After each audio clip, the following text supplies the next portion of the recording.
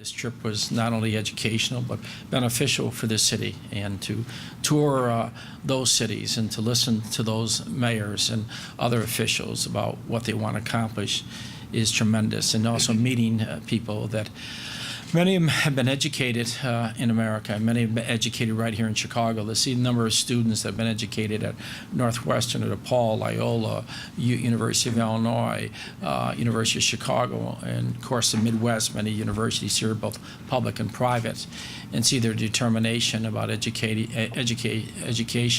higher education for them, and at the same time look for exchanges. And the delegation, I'm very thankful for the delegation taking time out of their busy schedule and to make a determination to really promote Chicago and build friendships and relationships in China, which are really important. And I want to report to the citizens of Chicago about this wonderful trip. The purpose was to raise the city of Chicago's profile as a center of international commerce, increase tourism from China, and establish Chicago as the most friendly, as the most China-friendly city in the United States of America. And that's very important for us. To help achieve these goals, so we created a new campaign called the Chicago-China Friendship Initiative. The theme is Chicago, the heart of America.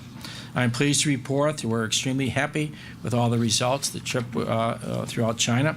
Not only were we able to create a solid framework of expanding our businesses, educational, cultural connections with China and Hong Kong, we were also able to execute 6 agreements that will help begin to pay benefits to Chicago immediately. Despite the recession, where we are still in a recession, and there's a global recession as well, I said many times that cities must get ahead of the changing times. That one of the reasons, that's why we made the trip. You just can't dwell on the recession. You have to really work out plans to get through the recession, and when you get through the recession, how you're going to do it in a few more years. Was the most important thing we've invested over years to support Chicago's long-term economic health. And that's simply easy. What is the economic health of the city? And that's easy. It's all about education. Our vision is to give all of our students the type of global education that prepares them to be leaders, not only in Chicago, but in our nation and the world. So the world is getting smaller. It is getting smaller. If you look at this century, there'll be more city-states.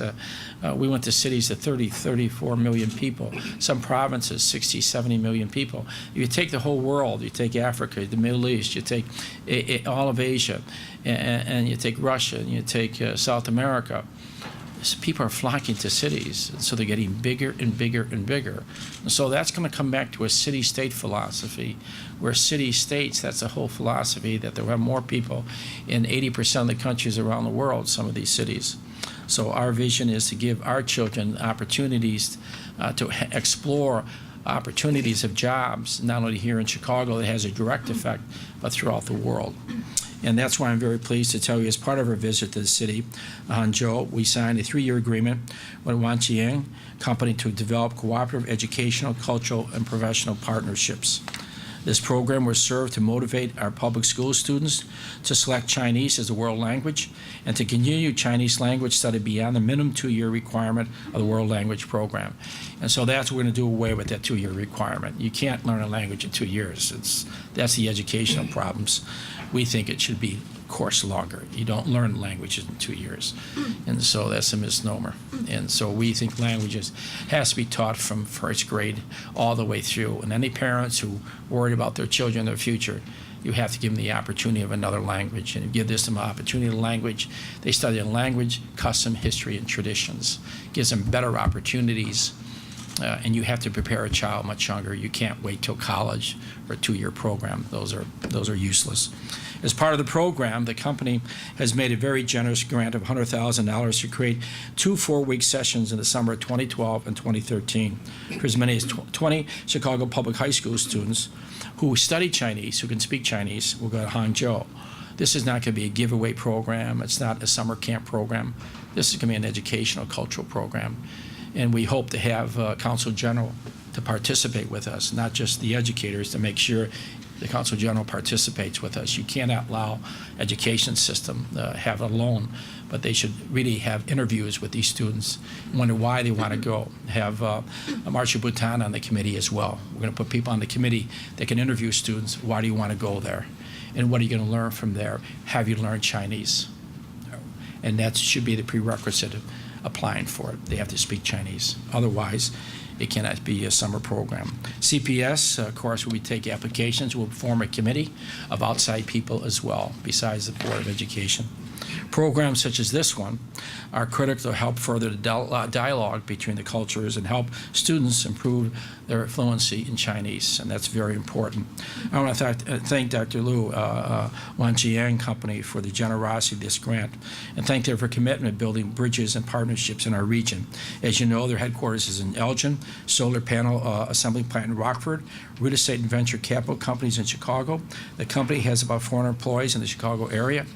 I'm very happy that Pin Ni, the president of Wanjiang, I met with his father as well, his father-in-law as well, and I want to thank him for his wonderful participation. And he gave us this whole, thanks Mayor Richard M. Daley, if you look at all the pictures that the committee was together, how we met with them at their plant. First of all, I met him in the office when the president of China visited us, and that's the pictures at the facility when we went to see all the Chinese business leaders, American business leaders investing here in America and in China. And then in turn when he was in my office. And of course, the visit there in China, the presentation that we made, and of course with all the people that went with me as well. And of course, the wonderful reception he gave to us at his facility. He has, how many, about 25,000 people working there? Sure, yes. In Hangzhou, and to see they have housing for him. It's unbelievable. All the employees know him personally. He knows them. He knows their families as well. And he's a great corporate leader, not only in Hangzhou, but here in America and throughout the world. And that's an example of real friendship, and I really thank them for that.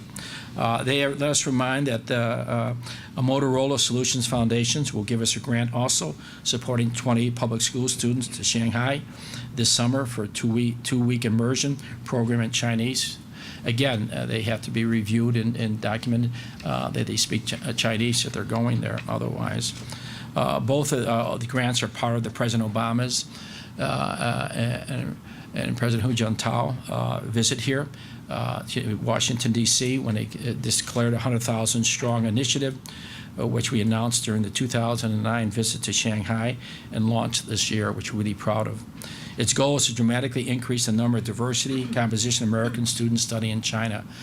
We have so many students from China studying here, we have to send more American students there. To have 100,000 Americans studying in China by 2014. That is the goal of that. It's an exciting goal because there should be more of that across students visiting China.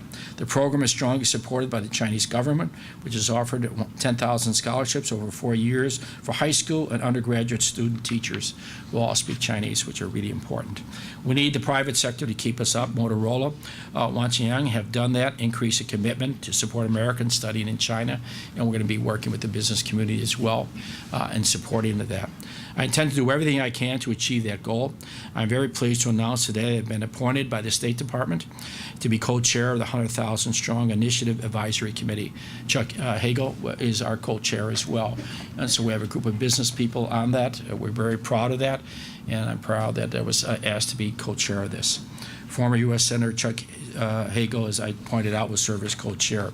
We look forward to serving on the committee because building our educational connections with China is critical to the future prosperity of our city and, of course, of our country. We have to have that vision.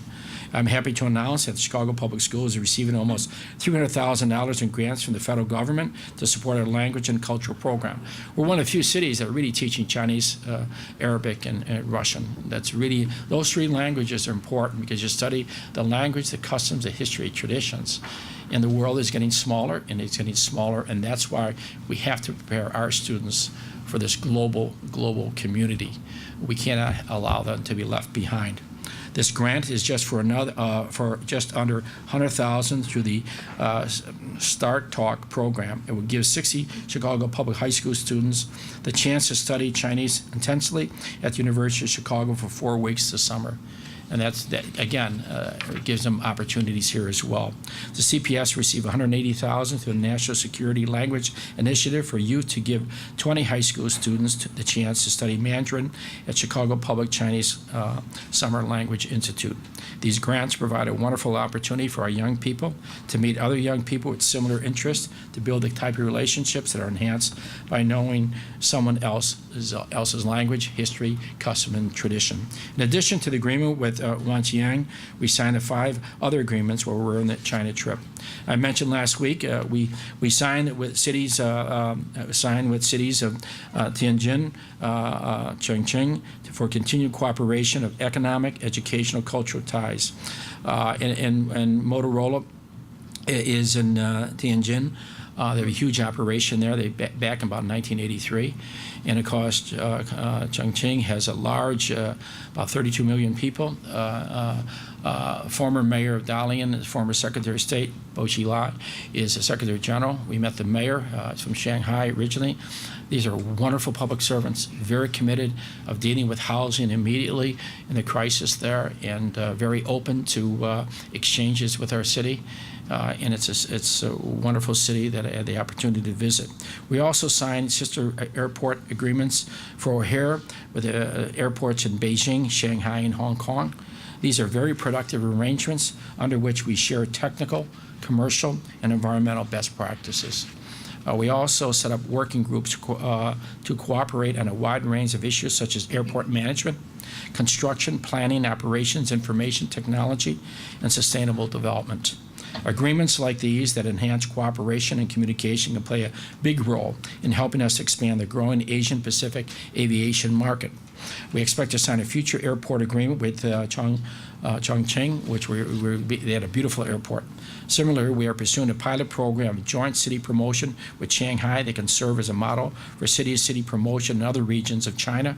World Business Chicago and the Hong Kong Trade Association have agreed to coordinate a program of joint promotion to their respective networks as well as through publications. The trip is one that will pay dividends to Chicago for many, many years to come. I've told you about my meetings with the Chinese government and business leaders. I want to thank the Consul General here for setting many of these meetings up with us. I really appreciate the input that he has given to us and the Council and the guidance. I thank him. He's very well respected in every city that we went to, and I want to thank his staff especially for what they've accomplished. And that I made presentations in all the cities. We visited Highline Chicago in our Chicago-China Friendship Initiative, and they were very, very pleased with it. We had the media there, and we had a lot of publicity on it. As you know, when President Hu visited of China was here in January, he visited Walter Payton College Prep High School to learn about our world language program. So in Beijing, I visited classrooms and talked about the students at the very prestigious Beijing 4 High School, among the top schools in China. In one class, day's lesson about extreme adventure, and I did take part in a skit, so the students asked me to give an example of adventurous thing that I would do in America. I told them about mountain biking. One student quickly replied, that's probably one of the least dangerous adventures, and you can't lose your life doing that. And I said, I know, my life is very, very important to me and very precious, so that's why I selected that. As a result of President Hu's visit, here in my visit to Beijing, the Walter Payton and the Beijing 4 High School have agreed to sister schools. Could be one of the best schools in China.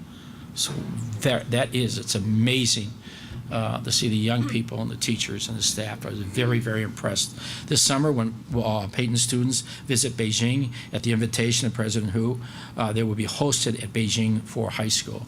And that should be very, very educational for them. This is an important trip. I want to thank all the business leaders that are behind me, who went with me, and the corporate sponsors who made the trip possible.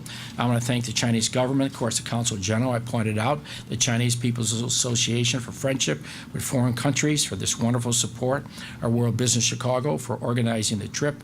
The ongoing campaign will be supported by a permanent committee of Chicago business and civic leaders who analyze the Chicago business climate, make recommendations on ways to expand the reach the campaign in China. So this is not the end of it. This is really, it's truly over a number of years, is constantly build off it. The committee will be coordinating follow-up trips to China throughout 2011 and 2012.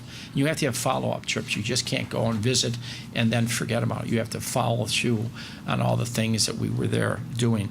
We've already had a strong relationship with China, but the economic future of Chicago depends greatly on our success in seeking opportunities in China and around the world.